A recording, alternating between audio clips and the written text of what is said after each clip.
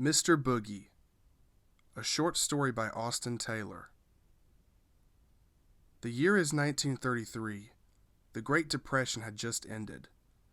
Our story begins with two single mothers and their children. The mothers strike up a conversation as they both wait for their boys to get home from school. One of the mothers, Samantha, asks the other mother, Marissa, what she did today. Marissa says she dusted around the house and caught up on some reading. Samantha goes on about how she really needs to find herself a new husband. Marissa gets mad and tells her to get her head out of the clouds.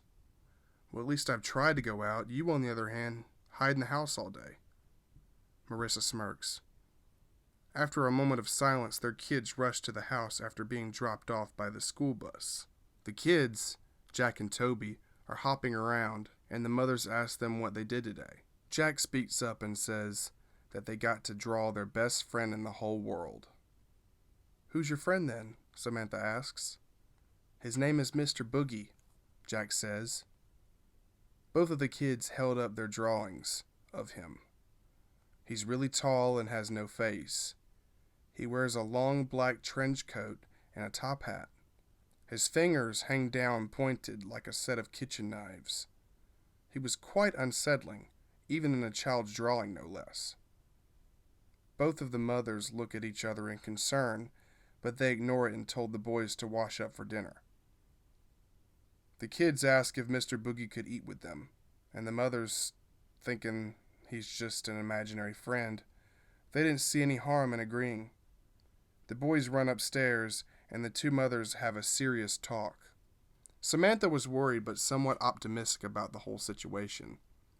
She was saying things like, "It's so sweet, they have an imaginary friend." Marissa was the exact opposite of optimistic. She thought the whole thing was creepy.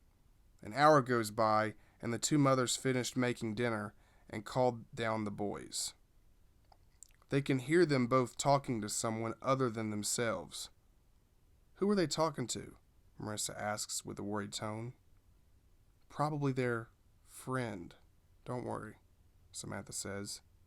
In walks the two boys, and standing behind them is a man that looks just like the picture. "This is Mr. Boogie, Mommy," Jack says.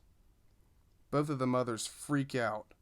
They were throwing plates and yelling at him to go away. Toby then yells, "Mommy, he just wants to play with us." And the mothers continue to scream. Mr. Boogie steps into the room and whispers in their ears, "Don't worry, I'll kill you right away. At least, not in front of my friends. I'll make sure your deaths are quick and painless. But I would like dinner first."